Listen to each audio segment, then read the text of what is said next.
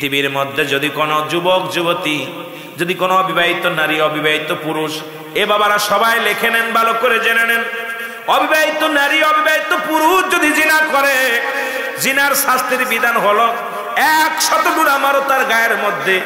সেই ডুরা মারা পর যদি সে মারা যায়, কয়েকটা ডুরা মারা পরে যদি মারা যায়, মারা যাওয়ার পর তাকে গোসল করাও, গোসল করায় তারে কাফন পরাও, কাফন পরায় দাফন দাও, জানাজা পড়ো, জানাজা পড়ায় দাফন দিতে হবে।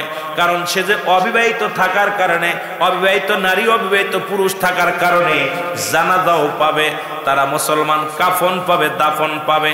বাকি বেতের আঘাতগুলো কবর উপরে মারতে হবে যদি মুসলমান। শুনে নাও আমার ভাইয়েরা, এটা হলো ইসলামের বিধান। একটা বিচার যদি আপনাদের এই জমিনের মধ্যে হতো, আল্লাহর কসম করে বলি, আমার দেশ থেকে জিনা ব্যভিচার চিরতরে পালায়া যেত। জোরে বলেন ঠিক কিনা? এবার বিবাহিত যে সমস্ত নারী পুরুষ জিনা করতেছে, জিনা আজকে অসংখ্য জিনা, বাড়ির মধ্যে জিনা। আমার দেশের ভাইরা বিদেশে বাড়ি দিয়েছে, আমার বোনেরা বাড়ি থেকে অন্য পুরুষের আসক্ত হয়ে গেছে, জিনা ব্যভিচারের মধ্যে ঢুকে গেছে। মুসলমান শুনে নাও, শাস্তির বিধান হলো যদি কোনো বিবাহিত পুরুষ বিবাহিত নারী জিনা করে, তাদের শাস্তির বিধান 1 নম্বরে শুনে নেন। আজকে আমরা উকিল ধরি, বড় বড় জজ কোর্টে যায়, মুসলমান ফৌজদারি কোর্টে যায়, আদালতে যায়, জমি জমা বিক্রি করে কেমন বেহায় বাবা, কেমন বেহায় মা, ওই সন্তানের পক্ষে ওই বিবি, ওই মেয়ের পক্ষ নিয়ে আজকে মামলা লড়তে যায়। আরে মুসলমান শুনে নাও, তুমি দুনিয়া তো জাহান্নাম কামায় নিলা, করো কারো তুমি জাহান্নাম কামায় নিলা। যদি কোনো বিবাহিত নারী বিবাহিত পুরুষ যদি জিনা করে, শাস্তির বিধান হলো এই নাভি পর্যন্ত মাটির নিচেই পুঁততে হবে, পুঁতিয়া তারে কঙ্কাল নিক্ষেপ করতে হবে, যতক্ষণ পর্যন্ত মারা যাবে না, যতক্ষণ পর্যন্ত মৃত্যুবরণ করবে না, ততক্ষণ পর্যন্ত তার গায়ে মারতে হবে। যখন নিশ্চিত হয়ে যাবেন মারা গেছে, মারা গেলে মাটি খুঁড়ে উঠাইতে হবে। উঠায় মুসলমান কোন বিবাহিত নারী বিবাহিত পুরুষ জানাজা পাবে না, বিবাহিত নারী বিবাহিত পুরুষ কি পাবে না? কাফন পাবে না, দাফন পাবে না। পৃথিবীর কোথাও তাকে দাফন করা যাবে না, পৃথিবীর কোনো মাটি হালা করা যাবে না। বিবাহিত হওয়ার কারণে, বিবাহিত নারী বিবাহিত পুরুষ হওয়ার কারণে আমার মা বোনের আজকে আলোচনা শুনতেছেন, অনেকে কিন্তু বেশি পণ্য পুরুষের প্রতি আসক্ত হয়ে গেছে, অনেকে আলেমের প্রতি আসক্ত হয়ে গেছে। আজকে পত্রিকা খুললেই দেখা যায় বলৎকার, পত্রিকা খুললেই দেখা যায় জিনাকার, আজকে পত্রিকা খুললে দেখা যায় অমুকের বউ অমুক নিয়ে গেছে, 2 মেয়ের বাবা 2 মেয়ের মা চলে যাচ্ছে। কারণ শাস্তির বিধানটা ভালো করে শুনে নেন। এবার যদি মুসলমান শুনে নাও, ওই নারী ওই পুরুষকে কখনো দাফন করা যাবে না, জানাজা পড়া যাবে না। পৃথিবীর সমস্ত দেবালয় কুকুর শিয়ালদের তাদের লাশটা খাওয়াই দিতে হবে। এটা ইসলামের বিধান, কোরআনের বিধান। একটা আইন যদি, একটা বিচার যদি আজকে মুসলমান এই যশোরের মধ্যে করা হতো, খুলনার মধ্যে করা হতো, আল্লাহর কসম করে বলি আমার দেশ থেকে জিনা বিচার পালায় যেত। বলেন ঠিক কিনা? কোরআন মানব, তাফসীর করি, কি তাফসীর করো? ফাজলে মারো। তাফসীর কোরআন দিয়া নাম দিয়া, তাফসীর কোরআন মাহফিল দিয়া ইয়ার কি মারো? কোন বিবাহিত পুরুষ বিবাহিত নারী কখনো দাফন পাবে না, জানাজা পাবে না, কাফন পাবে না। আজকে আমার দেশে আপনার গ্রামে অঞ্চলে ঢুকে গেছে প্রচুর জিনা। আমার বাবারা ওই নারীকে খুশি করার জন্য, সন্তানকে খুশি করার জন্য বিদেশে পাড়ি জমাইছে, আর এদিকে বিবি টাকা পায়া তাদের ইচ্ছা মতো উড়াইতেছে, বেগানা পুরুষের সঙ্গে আড্ডা মারতেছে। বেগানা নারীর চেহারা দেখা হারাম, বেগানা পুরুষের চেহারা দেখা হারাম। এই ওয়াজ যদি করি বাংলাদেশে 90% মৌলবী চাকরি চলে যাবে। আমি গুনাহগার যদি ওয়াজ করি অনেক আলেমের কলিজার মধ্যে লাগবে। বেগানা নারীর চেহারা দেখা হারাম, এটা কোন মাসলা আছে? আপনি আমার বউ দেখবেন কি অবস্থা হয়েছে শুরু সমাজ। এই জাতিকে বাঁচাইতে হলে হক কথাগুলো আজকে মঞ্চে বসতে হবে, বলতে হবে। কিন্তু আমরা তাফসীর মাহফিল নাম দিয়া দেখি, আমি অনেক সময় আমার খুব আশ্চর্যজনক লাগে, দেখি নারীদের দেহ নিয়ে আধা ঘন্টা কেটে যায়। নারীদের দেহ নিয়ে কোন মহিলা প্যান্ট শার্ট পরছে, কোন মহিলা ল্যাংটা হয়েছে, কোন মহিলার মাথায় কাপড় নাই, কোন মহিলার কি হয়েছে, এগুলো নিয়ে একের তাফসীর করতেছে। এ সমস্ত দ্বিধা দ্বন্দ্ব আজকে ফিতনা বাঁধাইতেছি। আমার কথা হলো ইসলামের কথা, ইসলাম যে কোরআন যে বিধান দেশে, কোরআনের বিধান আপনি মানবেন কিছু, মানবেন কিছু, মানবেন না, মন গড়া মতো কথা বলবেন, এটা বলার জন্য আপনাকে ইখতিয়ার দেওয়া হয় নাই। যেটা বলেন ঠিক কি না? আমার ভাইরা, আমার বন্ধুরা, আমার গভীর মনোযোগ। 3 নাম্বার, 1 নাম্বার হলো আমি মাদক সেবন করি, 2 নাম্বার জিনা করি, 3 নাম্বার হলো আমি মানুষ হত্যা করেছি। কি হত্যা করেছি? এটা মানুষ হত্যা করা কি পাপ না গুনাহ? সব কথা বলে। এই যে কদিন আগে বেচারা রইসুদ্দিন, আরে ভাই যে তরিকার হোক, সে সুন্নি হোক আর ওয়াহাবি হোক আর মদুদি হোক আর জিডা হোক, আমার দেখার বিষয় নেই, তুই তো একজন ইমাম। এই বাংলাদেশ যেখানে আইন আছে, যেখানে আদালত আছে, সেখানে একজন ইমামকে পিটিয়ে হত্যা করলেন। যদি ওই বিধান মানতে হয়, ওটা তো ন্যায় পড়া নয়, 3 জন সাক্ষীর প্রয়োজন। আরে মুসলমান, আপনি কোন বিচারে হত্যা করলেন? আবার নরপশু কিছু পুলিশ দেখলাম মুসলমান ওই ফ্যাসিদবাদের যারা ছিল, পানিটা বড় আমি দুঃখ পেয়েছি, বড় কষ্ট পেয়েছি। যদিও বলতে হয়, যারা দেশের রক্ষক, যাদের আইন শৃঙ্খলা বাহিনী, যাদেরকে সম্মান করি, যারা দেশের জন্য নিয়োজিত, তারা একটা আসামির সঙ্গে উপহাস করে পানি দিতে যায় কিয়ামতের এমন একটা লক্ষণ দেখাইলো। কারবালার প্রান্তরে শুনেছিলাম, মুসলমান শুনে নাও, এই যে ছেনা সেমর নিষ্ঠুর বাহিনীরা যেমন পানি দেয় নাই, হুসাইন রাদিয়াল্লাহু তাআলাকে দেয় নাই, ঠিক ওই নিষ্ঠুর বাহিনীর মতো এমন একটা অভিনয় করছে। পিপাসিত মানুষটা বারবার মুখটা আগায়া দেয়, বারবার বোতলের পানি দিতে যায়, আবার টানতে নিয়ে আসে। এর দ্বারা প্রমাণ হয় এখনো মুনাফিক আছে। জোরে বলেন ঠিক কিনা? ইমনিয়ার কোরআনে যে বললাম মুমিনান নাস, নাস শব্দের অর্থ হলো মানুষ। মানুষের মধ্যে মুনাফিক আছে। অসংখ্য মুনাফিক দাড়ি টুপি জুব্বা পাগড়ি লাগানো পর লিবাসের মধ্যে ইসলাম ঢুকাইছি, লিবাসের মধ্যে ঢুকাইছি।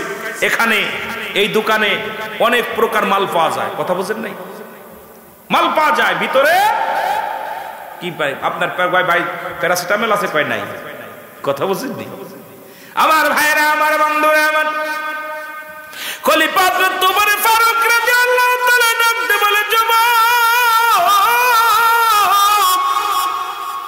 তুমি 3টা অপরাধ করেছ, ওই 3টা অপরাধের জন্য তোমার মৃত্যুদণ্ড হবে, তোমার কঠিন বিচার হবে।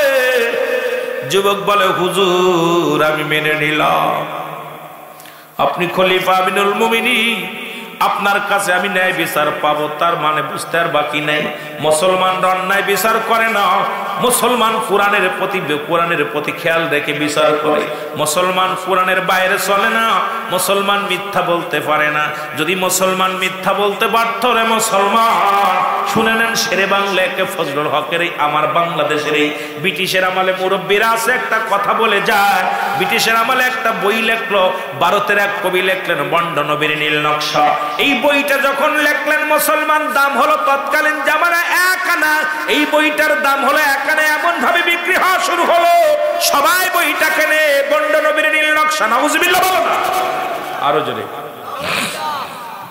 এই বইটা কেনার জন্য মানুষ পাগল হয়ে গেলেন। এক যুবক আশিকে রাসূল, কোরআনের পাখি, ওই বইটা কিনে দেখে বইয়ের মধ্যে লেখা আছে নবীজিকে নিয়ে কটূক্ত করে কথা। সঙ্গে সঙ্গে বইটা বাড়ি আনলেন, বাড়ি এনে মাকে ডাকতে বলে, মা, ও মা, আমার নবীকে বন্ড বলে না, আমার নবী কি কাজ্জাব কয় না, আমার নবী কি প্রতারক বলে না। মা গো, যে নবীরে না বানাইলে আল্লাহ পাক কিছু বানাইতো না, যে নবীজির ওসিলায়, যে নবীজির খাতিরে নাজাত পাবো, সেই নবীর বিরোধিতা করে এমন কিছু লেখলো গো মা। মা গো, তোমার গর্ভে আমি ছিলাম, মা গো, তোমার দুধ খেয়ে আমি মা বড় হয়েছি। ও মা, তুমি দোয়া করো যে আমার রাসূলকে নিয়ে কটূক্ত করেছে, আমি যেন চিরতরে তারে বিদায় করে দিতে পারি। মা, মার কাছ থেকে শপথ করে মা বললেন, যা বাবা, তোরে বিদায় করে দিলাম, যা বাবা, ইসলামের জন্য তোরে কোরবানি করে দিলাম। যিনি আমার রাসূলকে নিয়ে, যিনি আমার ইসলামকে নিয়ে কটূক্ত করেছে, যা তাকে চিরতরে বিদায় করে দিয়া। সন্তান পাঞ্জাবি গায়ে দিলেন। তৎকালীন জামানায় বেশিরভাগ হিন্দু মুসলিম খ্রিস্টান সবাই পাঞ্জাবিটা বেশি পড়তেন, লুঙ্গি ধুতি, ধুতি আর পাঞ্জাবি মুসলমান শোনো, এবার পাঞ্জাবিটা গায়ের মধ্যে দিয়া তরবারি একটা ছুরি নিলেন, নিয়ে লুকায় চলে গেলেন, ব্রিটিশের চলে গেলেন কার বাড়ি? কবির বাড়ি। কবির বাড়ি যে ডাক দেয়, কবি সাহেব বাড়ি আসনি। কবি ভিতর থেকে বাইরে আসলেন, কয় বাবা তুমি ডাকছো কেন? বলে এই বইটা কি আপনি লেখছেন? বলে হ্যাঁ। আজকে সেই কবি আমাদের দেশে হাজির হয়ে গেছে, লিখতেছে বানর থেকে কেমনে মানুষ হয়, সমগামী কেমনে করা যায়। আরে যুবক, কেমন একটা পর্যায়ে বাংলাদেশটা নিয়ে গেছিল, যেখান থেকে আল্লাহ আমাদের দয়া করছে, আল্লাহর দরবারে শুকরিয়া আদায় করি। আজকে কেমনে সমগামী করা যায় এটা যদি পাঠ্য বইয়ের মধ্যে থাকে, বানর থেকে কেমনে মানুষ হয় এটা যদি পাঠ্য বইয়ের মধ্যে থাকে। পুরুষ যদি একাধিক বিয়ে করতে পারে, নারী কেন পারবে না? ওরে ওপেন পোশাক নিয়ে যেটা আমার দেশের নাস্তিক মহিলারা যারা পোশাকের স্বাধীনতা আছে, খালি গায়ে তারা কি করেছে? শাড়ি পরে রাস্তা দিয়ে ঘোরাফেরা করেছে। আর এটা সমর্থন যারা দিছে, আরে বাংলাদেশে 18 কোটি মানুষের মধ্যে প্রায় 16 কোটি মুসলমান, এইটা কেমনে মেনে নিবে? আল্লাহর গজব এসে নামছে, জোরে বলেন ঠিক কিনা? আর একটু জোরে বলো ঠিক কিনা? এটাকে ধরে রাখার থেকে, এখান থেকে ফেরার জন্য আমাদেরকে শপথ করতে হবে। শপথ করতে হবে যে বানর থেকে মানুষ হয় নাই। আর সমগামী, পাঠ্য বইয়ের মধ্যে ক্লাস 7 এর বইয়ের মধ্যে, পাঠ্য বইয়ের মধ্যে লেখা আছে সমগামী। এই ছেলেটা পড়া পর কি শিখবে? জাতিরে কি শিখাবেন? যেটা বলেন ঠিক কিনা? এরা সব ব্রিটিশের কবি। এবার কবির বাড়িতে কবি বলে বাবা বইটা আমি লেখছি, তোমার লাগবে কিনা? বলে কবি সাহেব আপনার সাহস তো মন্দ না। ভিতর থেকে ছুরিটা বাইর করিয়া একটা কবির বুকের মধ্যে মেরে দিছে, সঙ্গে সঙ্গে কবি দুনিয়া থেকে বিদায় হয়ে গেছে। জোরে জোরে চিল্লায় বলেন আল্লাহু আকবার। এবার কবি দুনিয়া থেকে বিদায়। এবার ব্রিটিশের পুলিশ এসে যুবকের হাত করা পরাইলেন, ব্রিটিশের আদালতে নিয়ে গেল, ছুরি শুদ্ধ নিয়ে গেল, রায় হলো, আদালতে রায় হয়ে গেল, ফাঁসির হুকুম হয়ে গেল। আদালতে রায় হলো ফাঁসি হবে। শেরে বাংলাকে ফজলুল হক, যারে বাংলার বাঘ বলা হতো, বাংলার সিংহ বলা হতো, এ খবর পেল বাংলাদেশের এক যুবক, সে মানুষ হত্যা করে জেলখানে আছে, তার ফাঁসির রায় হয়ে গেছে। এবার খবর নিয়ে ব্রিটিশের আদালতে চলে গেল। শেরে বাংলাকে ফজলুল হক যা বলছে, বাবা তুমি নাকি মানুষ হত্যা করেছো? বলে জি হুজুর আমি নিজে হত্যা করেছি। বলে বাবারে তুমি একজন সাহসী যুবক, বাংলার একজন নক্ষত্র, বাবারে তোমার আমি ভালোবাসি, তুমি শুধু আদালতে দাঁড়ায়া বলবা আমি খুন করি নাই, যে কোনো উপায় তোমারে বাঁচায়া দিব, যে কোনো মূল্যে বাঁচায়া দিব। যদি কোনো উকিল থাকেন আবার মাইন্ড করেন না, কারণ সত্যরে মিথ্যা বানানোর জন্য এত ভাবে সাজা বলবে আপনি বুঝতেও পারবেন না। আমার দেশে অনেক নিরীহ মানুষগুলো, নির্দোষী মানুষগুলো রে ফাঁসির মঞ্চে ঢুকায় দিছে আমার দেশের কিছু অসাধু উকিল, এমন ভাবে তর্ক বিতর্ক করে, এমন ভাবে মনে হয় ও যেন ওই খুনির সময় দাঁড়ায় ছিল, জিনা করার সময় দাঁড়ায় ছিল, এমন ভাবে রেফার দিয়েছে। ধরে বলেন ঠিক কিনা? আমার দেশের কিছু উকিল এরা সত্যরে মিথ্যা বানাইতে পারে, এমন ভাবে কথা বলছে। আমার দেশের নিরপরাধী আল্লাহওয়ালাদেরকে ফাঁসির মঞ্চে নিয়ে গেছে। তারা কি করে নিছে জানেন? তারা এমন ভাবে সত্যরে মিথ্যা বানাইছে, মিথ্যারে সত্য বানাইছে। আল্লাহর কসম, আমি কয়েকটা জায়গা গিয়েছি, আমি বলবো না যেহেতু মাহফিলের ময়দানে এই সমস্ত কথা বলা ঠিক না, যে সমাজের মধ্যে সব শ্রেণীর মানুষ থাকে। আমি নিজে গিয়েছি, এলাকার মানুষগুলো তাদের দোষ ধরতে পারে নাই, অথচ অন্য জায়গার মানুষ পিষ্টি খাওয়া খাই করছে। তাদের মাস্টার, এই যে নামগুলো বললে, আমি ফরিদপুরে লেখাপড়া করছি, সেখানে একজনকে ফাঁসি রায় দিল, ফাঁসি হয়ে গেল। ওনার বাড়ির মানুষ, আশপাশের মানুষ কেঁদে গড়াগড়ি করতেছিল। এক সপ্তাহ প্রশাসনের লোক ওই জায়গা জাতি দেয় নাই মানুষকে, যদি লাস্টে উঠায় নিয়ে আসে। অথচ দেখলাম ফরিদপুর টাউনে সব মিষ্টি বিতরণ করতেছে। অথচ তার যে স্কুলে, উনি 22 স্কুলে একজন টিচার ছিল, 22 স্কুলে একজন টিচার। আমি তাকে চিনি, আল্লাহ আমাকে তার সাথে কথা বলার সুযোগ দিয়েছে, তার সঙ্গে দেখা করার সুযোগ দিয়েছে। এত ভালো মনের মানুষ ছিল, গরিব ছাত্রদেরকে জীবনে পড়ায় টাকা নিয়ে নেয়। 22 হাই স্কুলের শিক্ষক ছিল। এখন নামগুলো বললে হয়তো আপনারা বলবেন হুজুর নামটা বললেন, নামটা বলার পরও আপনারা চিনবেন 22 আপনার বাসার, আপনার কিনা সেই বাসানের চরে বাড়ি, নাম হলো এটা, নাম একটা বলেই যে নামটা কাদের মোল্লার কথা বলতেছিলাম, জুনার শিক্ষক মানুষ, এত ভালো একজন শিক্ষক ছিল, কিন্তু পলিটিক্স জানার কারণে তাকে ফাঁসির মঞ্চে যাওয়া লাগলো। আপনি জানেন আজকে যারা ছিল, আজকে যারা ওই গণজাগরণ মঞ্চের বড় বড় কথা বলছে, কোথায় তারা?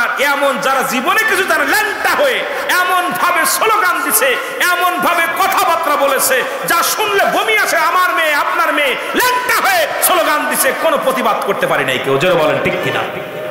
কষ্ট লাগছে তো, বেশি কষ্ট লাগছে দেখলাম উনি 22 স্কুলের হেড টিচার ছিলেন, হেডমাস্টার ছিলেন। উনার কাছ থেকে আমার বোনাই পর্যন্ত লেখাপড়া করছে, সেও শিক্ষক।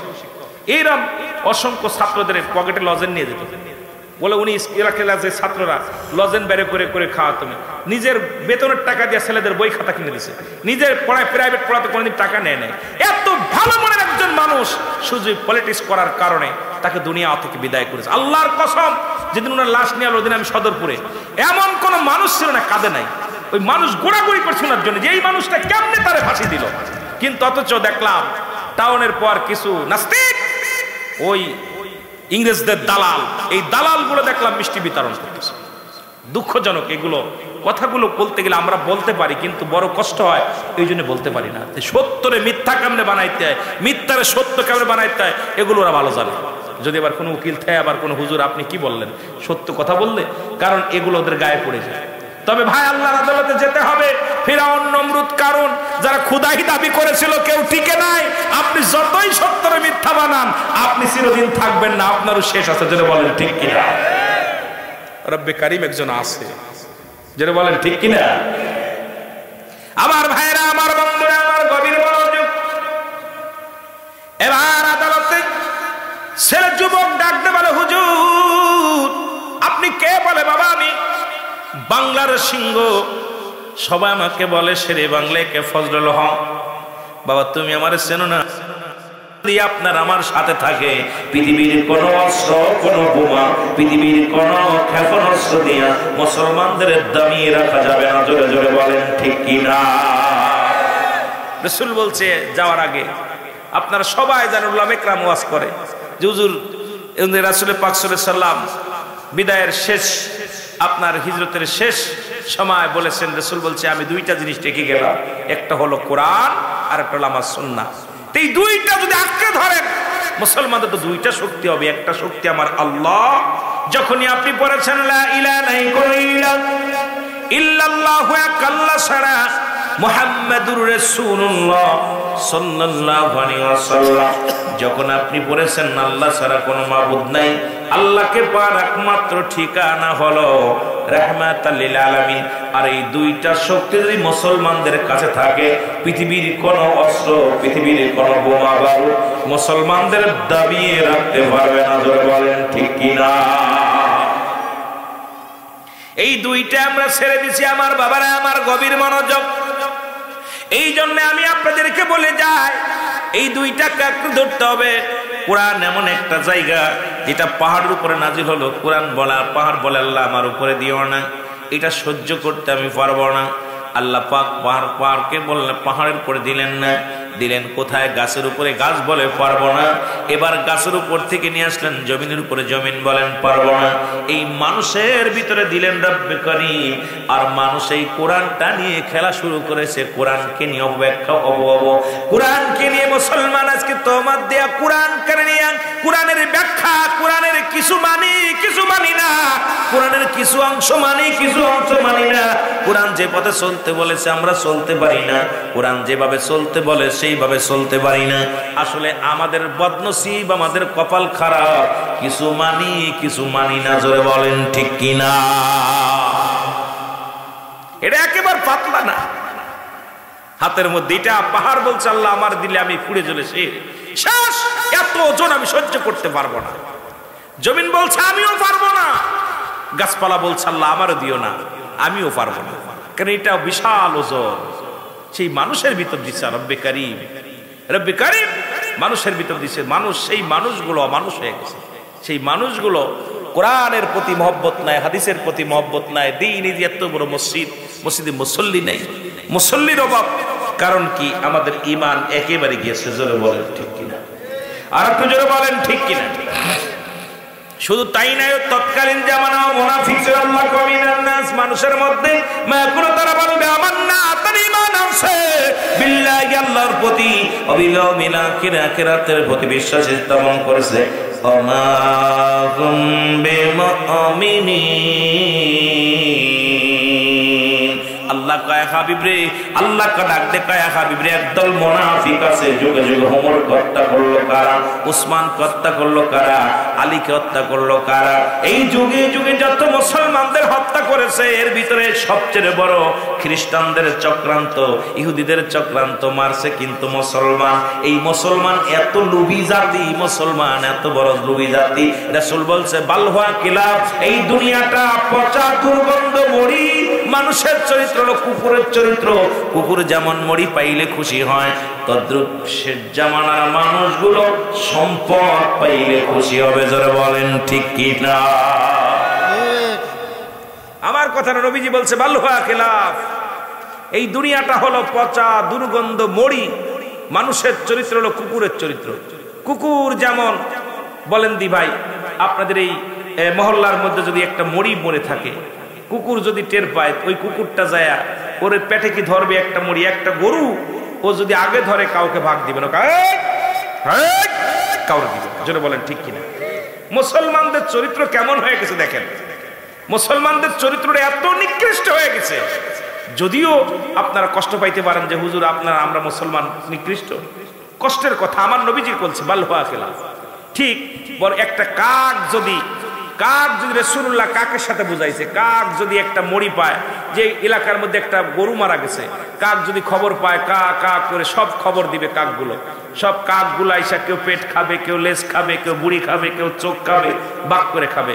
কাকের চক্ষু লজ্জা আছে, কুকুরের চক্ষু লজ্জা নাই। ঠিক মুসলমান জাতি হয়ে গেছি ঠিক কুকুরের মতো। আজকে এক দলের লগে আরেক দলের মিল নেই, এক মুসলমানের লগে আরেক মুসলমানের মিল নেই, এ ভাইয়ের লগে ভাইয়ের মিল নাই। ওরা কয় আমরা আপনার কমি অঙ্গনের ভাইয়েরা আপনার আলিয়ার সাথে মিল নাই, আলিয়াদের লগে কমিদের মিল নাই, তাবলিকের লগে আরেকজনের মিল নাই, পীর মুরিদ যারা করে তাদের লগে আরেকজনের মিল নাই। ঘটনাটা কি ভাই? নবীজি এমনি বলে নাই বালহুয়া কিলাব।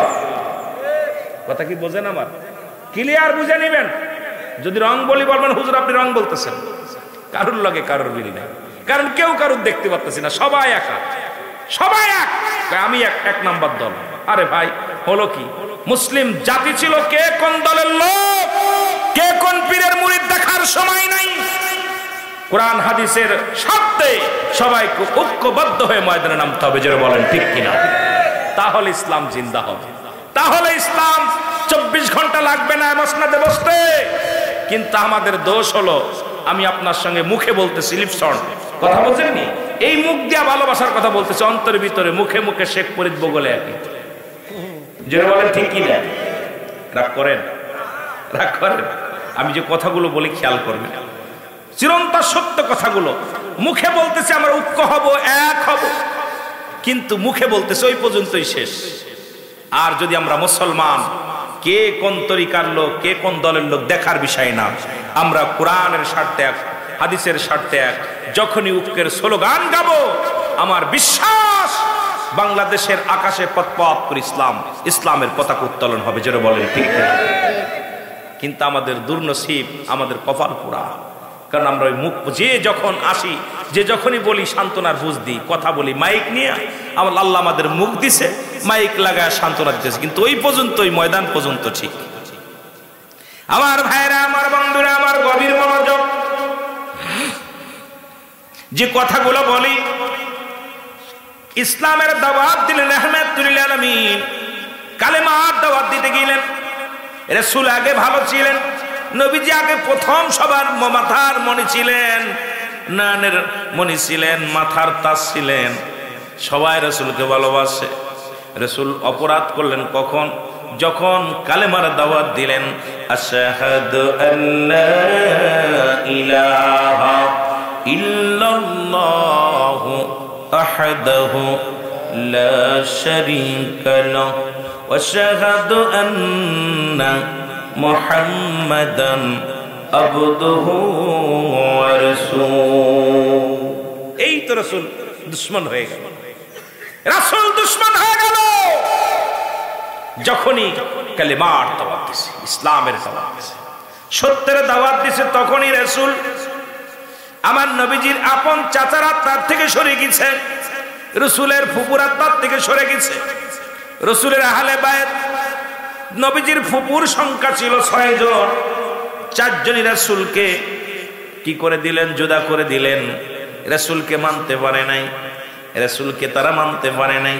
রাসূলের চাচার সংখ্যা ছিল মোট 9 জন, রাসূলের বাবাকে দেয়া 10 জন।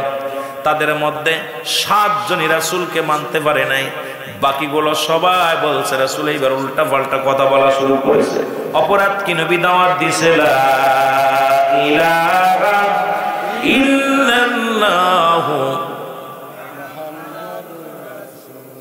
সাল্লাল্লাহু আলাইহি ওয়াসাল্লাম বলেন মারহাবা। অপরাধ হলো এটা, অপরাধ বেশি না। রাসূল তো জমা জমি নিয়ে, টাকা পয়সা ধন সম্পদ নিয়ে কখনো হট্টগোল করেন নাই। রাসূল আমার নবীজি আমার সাল্লাকা ইল্লা রাহমাতাল লিল আলামিন, কুল কায়নাতের রহমত রাহমাতাল লিল আলামিন। নবীজিকে আল্লাহ পাক ধন ভান্ডার তো কম দেয় নাই। রাসূলকে তো যদি চাইতেন নবীজি বাদশাহ ছিল। আপনারা শুনলে খুশি হবেন, রাসূলুল্লাহ আমরা অনেকেই বলি, নবীজি ওয়াজ করতে যায় বক্তারা বলি যে নবীজি 70 তালি কাপড় গায়ে দিয়েছে। আমরা বলি না নবীজি পেটে পাথর বাঁধছে। আপনারা কি শুনলে খুশি হবেন? আমার নবীজি একটা কাপড় গায়ে দিয়েছে যার দাম ছিল 42,000 দিরহাম, যা পৃথিবীর কোন রাজা বাদশা পড়তে পারেনি।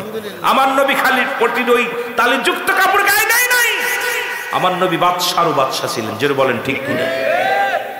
আমরা যেই আলেম ওলামা যখনই আপনার ওই নির্বাচনের কথা বলি, হয়তো আপনার আলেম ওলামা যখনই ভোটের কথা বলি, অনেকের গায়ে লাগে, মৌলবী মানুষ কি দরকার আছে, পীর সাহেব মানুষ দরকার কি আছে, হুজুর মানুষ কি দরকার আছে? আরে আমার নবী বাদশারও বাদশা ছিলেন। রাসূলুল্লাহ দেশ পরিচালনা করছে কি করে নাই? জোরে বলেন করছে কি করে নাই? আবার রাসূল মেষ চড়াইছে, রাসূলুল্লাহ মাটি কাটছে, মাটি টানছে, রাসূল দেশ পরিচালনা করছে, রাষ্ট্রনায়ক ছিলেন, রাষ্ট্রনায়ক ছিলেন। তবে আমার মতো আপনার মতো নয়, এমন রাষ্ট্রনায়ক ছিলেন। আমার বাবারা, আমার রাসূল একদিন আমি কথাগুলো বলতে গেলে অনেক কথা এসে যাবে, খেয়াল করবেন। রাসূলের দরবারে 2খানা কবুতরের ছানা আসলেন। রাসূল বললেন, সাহাবীরে বললেন নিয়ে যাও, এটা রান্না করে আনো। রান্না করলেন, একটা ছানা জবাই করলেন, আর একটা ছানা রেখে দিলেন। নবীজি বললেন, যখন ছানাটা জবাই করে রাসূলুল্লাহর খানা দিলেন, নবীজি বললেন, মাংসের গোস্তের পরিমাণ এত কম কেন? বলে, হুজুর আগামী কালকের জন্য রেখে দিছি। আবার নবী বলেন, আগামী দিন কি বাঁচবে তুমি কোনো গ্যারান্টি দিতে পারবানি। আজকে রাজনীতি করি আর পেটনীতি করি, যাকে দিয়া বুথ খেদাইব তারে যদি বুতি ধরে, মুসলমান সব বাড়ি গাড়ি পৃথিবীর মধ্যে ধন সম্পদের পাহাড় গড়লাম, আজকে আর একজন আমার প্রতিবেশী না খেয়ে আছে। আমার রাসূল বলছেন, মুসলমান শুনে নাও, এ আমার ভাইরা, আমার বন্ধুরা, আমার গভীর মনোযোগ দেবের কান্ডা লাগা শোনো। আমার বাবারা, আমার কুরআন কি বলে? কুল্লু মান আলাইহা ফান।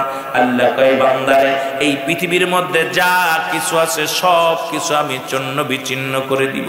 রব্বি কারীম ডাকতে বলেন, দুনিয়ার মানুষ শোনো, এই জমিনের মধ্যে যা কিছু আছে আমি আল্লাহ সব কিছু চূর্ণ বিচ্ছিন্ন করে দিব। এই জমিনের মধ্যে আমি কিচ্ছু বলতে কিচ্ছু রাখবো না। আল্লাহ পাকের ঘোষণা। আল্লাহ বলে, বান্দারে এই জমিনের মধ্যে যত মাটি আছে সমস্ত মাটিগুলো পুড়ে আমি তামা বানায়া দিব। জমিনের মধ্যে যত পানি আছে সমস্ত পানিগুলো আমি আল্লাহ পুড়ায়া ছাই বানায়া দিব। যেদিন কিচ্ছু বলতে কিচ্ছু থাকবে না, সেদিন থাকবো শুধু আমি আল্লাহ। কুল্লুমান আলাইহা ফান, সব শেষ করে দিবে কে? হ্যাঁ, কে করে দিবে? এত বাড়াবাড়ি কিরে ভাই? সম্পদের পাহাড় করলাম, কার জন্য তুমি ঘুষ খাও, কার জন্য সুদ খাও, কার জন্য তুমি অন্যায় করো রে মন? ছেলে মেয়ে পরিবার পরিজন কেউ তোমার নয়, কার জন্য তুমি অন্যায় পথে পা বাড়াইলা, কার জন্য দুনিয়ার মানুষকে ঠগাইলা?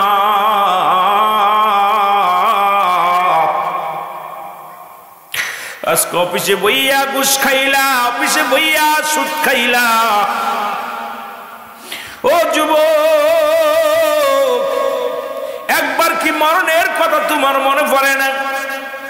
যেমনি ভাবে হযরত উমর ফারুক রাদিয়াল্লাহু তাআলার কদমের মধ্যে এক বৃদ্ধা এসে বলে, আমিনুল, আসসালামু আলাইকুম, আমিনুল মুমিনিন, আমি আসছি আপনার কদমের মধ্যে, সঙ্গে আনছি আমার ছেলে। সুবহানাল্লাহ, কি আনছি? ছেলে আনছি, আমার ছেলে আনছি। খলিফা উমর ফারুক রাদিয়াল্লাহু তাআলা আনহু উনি দাঁড়াইলেন, দাঁড়ায় বললেন, বাবা তোমার সন্তান আছে আমার কদমের মধ্যে আনছো, কিসের জন্য আনছো? বলে হুজুর আমার ছেলের বিচার করার জন্য আমি আনছি। যেহেতু ছেলে বড় হয়ে গেছে, এই ছেলেকে বিচার আমি যদি বিচার করি, তারা যদি আমি শাসন করি, ছেলেটা আমাকে ভুল বুঝতে পারে আর আমার কথা মানেও না, ভালো মতো শোনে না। আজকে অসংখ্য পিতা, আমি বড় বড় দিনের কথা বলি, বড় অন্যায় ভালো ভালো নীতির কথা বলি, কিন্তু অন্যায়কে সাপোর্ট করি। আমাদের সমাজ ওই দুর্নীতিটাকেই বেশি সাপোর্ট করি। জোরে জোরে বলেন ঠিক কি না? খলিফা উমর ফারুক রাদিয়াল্লাহু আনহু, তুমি তোমার সন্তান আনছো, কিসের জন্য আনছো বলো? বলো হুজুর আমার এই সন্তান অন্যায় করেছে, বিচারের জন্য আনছি। তিনটা বিপদ, তিনটা অন্যায় করেছে, বড় বিপদ। কয়টা কয়টা অন্যায়? জোরে বলেন কয়টা অন্যায়? তিনটা অন্যায়। তিনটা অন্যায় করার কারণে আমি আপনার কাছে আনছি, আমার সন্তানের বিচার করা লাগবে। খলিফা হযরত উমর ফারুক রাদিয়াল্লাহু তাআলা আনহু ডাক দিয়ে বলেন, বাবা কি তিনটা বিপদ, কি অন্যায় করছে বলেন? এক নাম্বার অন্যায়, এক নাম্বার অপরাধ করেছে আমার ছেলে। আমার ছেলে দুনিয়ার মধ্যে এক নাম্বার অপরাধ হলো সে মদ পান করে, মাদক সেবন করে। এক নাম্বার হলো আমার সন্তান মাদক সেবন করে। আজকে আপনাদের ছেলে মেয়ে মাদক সেবন করে কি করে না? জোরে বলেন করে কি করে না? ছেলে ত্যায্য করেছেন কোনদিন? ছেলে যখন মসজিদে আসে না ত্যায্য করে দেন। এক ওয়াক্ত নামাজ কাজা দিলে মুসলমান 80 পরিমাণ জাহান্নাম, যার 1 পরিমাণ হলো 2,88,00,000 বছর। এই যে ছেলে যখন নামাজ ছেড়ে দিল ফজরের নামাজ, সেই ছেলেকে কেমনে আপনি খাবার দেন? যে ছেলে ফজরের নামাজ পড়ে নাই খাবার বন্ধ করে দেন। যে ছেলে জোহরের নামাজ পড়ে নাই বাড়ি থেকে তাড়াইয়া দেন। যে ছেলে আপনার সন্তান যখন মুসলমান মাগরিবের নামাজ পড়ে নাই, ঈশার নামাজ পড়ে নাই, তারে ঘরে জায়গা দিয়েন না, বাড়িতে জায়গা দিয়েন না। আপনার মেয়ে বেপরদায় চলাফেরা করে, তারে আপনি কি করে দেন? ত্যায্য করে দেন। এই জায়গা গেলেই বুঝি কষ্ট লাগে। ছেলে জিনা বা বিচার করেছে, ছেলেকে আপনি ত্যায্য করে দেন। অথচ ভালো টাকা খরচ করে আমরা কি বেহায়ে পানা, বেহায়ের বিলজ্জাতে বাবা মা আমরা জানেন না, আমরা সেই সন্তান ঘুষখোর জিনাখোর সন্তানদের পক্ষ নিয়ে উকিল ধরি, বড় বড় উকিল ধরি, মুসলমান জজ করে চলে যায়, হাই করে চলে যায়, ফৌজদারি করে চলে যায়। কিন্তু একবার কি চিন্তা করেছি আমার সন্তান অন্যায় করেছে, এই অন্যায়কে আমি সাপোর্ট করব না। একে সাপোর্ট দিওয়াই মানে আমি ইসলাম থেকে দূরে সরে থাকা। জোরে বলেন ঠিক কিনা? আমার ভাইরা, আমার বন্ধুরা, আমার আজকে বাংলাদেশের প্রতিটা প্রত্যন্ত অঞ্চলে গাঁজা, মদ, ইয়াবা, ফেন্সিডিল, এরপরে কিছু না হলেও গাঁজা এমন ভাবে ধরেছে। আপনাদের মহল্লা কেমন জানি না, তবে অল বাংলাদেশ আমার মনে হয়। কারণ মিয়ানমারের এই যে সমস্ত ভাইয়েরা, আমার যে সমস্ত রোহিঙ্গারা আছে, এরা আসার পর আমার দেশে মাদকের ব্যবসাটা একটু জমজমাট শুরু হয়ে গেছে। কারণ আপনারা তো এদিকে আছেন, ভালো জানেন না, চট্টগ্রাম অঞ্চলে ছোট্ট ছোট্ট মাসুম বাচ্চাগুলো এখন তাদের হাতে ইয়াবার ট্যাবলেট পাওয়া যায়, তাদের হাতে গাঁজার টুপলা পাওয়া যায়। কারণ ওই দেশ থেকে যারা আসছে আমার দেশটারে নষ্ট করার জন্যে, যদিও মানবতার কারণে, যদিও মানবিক দিক দৃষ্টিতে আমরা তাদেরকে রেখেছিলাম, বর্তমান অবস্থা কিন্তু আমাদের এমন অবস্থা হবে। আমি এখন যারা আছেন উপদেষ্টা ভাইয়েরা শুনে নেন, আপনাদেরকে বলে যায়, আজকে এই মাহফিল থেকে আমি আপনাদেরকে জানিয়ে দিয়ে যাই যে সরকারি আসুকেই ভুল করা যাবে না। ওই যে ফিলিস্তিনের অবস্থা, ফিলিস্তিন ছিল মুসলমান, শোনো, ইসরায়েল ছিল একটা যাযাবর, ফিলিস্তিন ছিল একটা মুসলিম রাষ্ট্র। ওই মুসলিম রাষ্ট্র যখন ওই মুসলমান, শোনো, ওরা যখন আসলো, এদের কাছে বাড়ি ছিল না, জায়গা ছিল না, জমি ছিল না, পিটা মাটি ছিল না। মানবিক দিক তাকায়া ইসরায়েলকে জায়গা দিয়েছিল ফিলিস্তিন, তাদের খাবার জায়গা করেছে, বসার জায়গা করেছে, বাড়ি ঘর দূর করেছে। আজকে সেই ইসরায়েলের জানোয়াররা ফিলিস্তিনের উপর আক্রমণ করতেছে। আজকে আমার দেশে 11 লক্ষ রোহিঙ্গা প্রবেশ করেছিল, সেখান থেকে প্রায় কোটিতে ধরতে চললো এখন বর্তমান। কারণ প্রতি বছর তারা এত পরিমাণ সংখ্যা বাড়াইতেছে, কারণ ওরাও এক সময় আমাদের বাংলাদেশের উপরে আক্রমণ চালাইবে, অতি ফাঁস করে আবর্জনা সরানো লাগবে। জোরে বলেন ঠিক কিনা? আমি গুনাহগার বলে যাচ্ছি, শুনে রাখেন, লিখে নেন। ফিলিস্তিন ছিল স্বাধীন রাষ্ট্র। মানবিক দিয়া ফিলিস্তিনের জমিনে অসংখ্য নবী আছে, অসংখ্য নবীর মাজার আছে। বাইতুল আকসা, বড় আমার বাবারা, এই আমার ফিলিস্তিনের জমিনে মুসলমানদের ছিল দয়া মায়া। তখন ওই ইসরায়েলেরা এসে তারা বাড়ি ঘরদোর তারা হারিয়ে, সব হারিয়ে, কুল কিনারা হারিয়েছে, তখন জায়গা চেয়েছিল ফিলিস্তিনের কাছে। ফিলিস্তিন তাদেরকে সাহায্য করেছিল। সাহায্যের পরিণাম হলো এখন তারা রক্ত দিয়ে শোধ করতে হচ্ছে। জোরে বলেন ঠিক কিনা, জোরে বলেন ঠিক কিনা। আমার দেশে আবর্জনা ঢুকায় দিয়ে গেছে। এই আবর্জনা 11 লক্ষ আবর্জনা ঢুকছিল। আর এই আবর্জনা যদিও কোরআন সূরা আপনার কোরআনের আছে, কোরআনের ভিতরে সূরা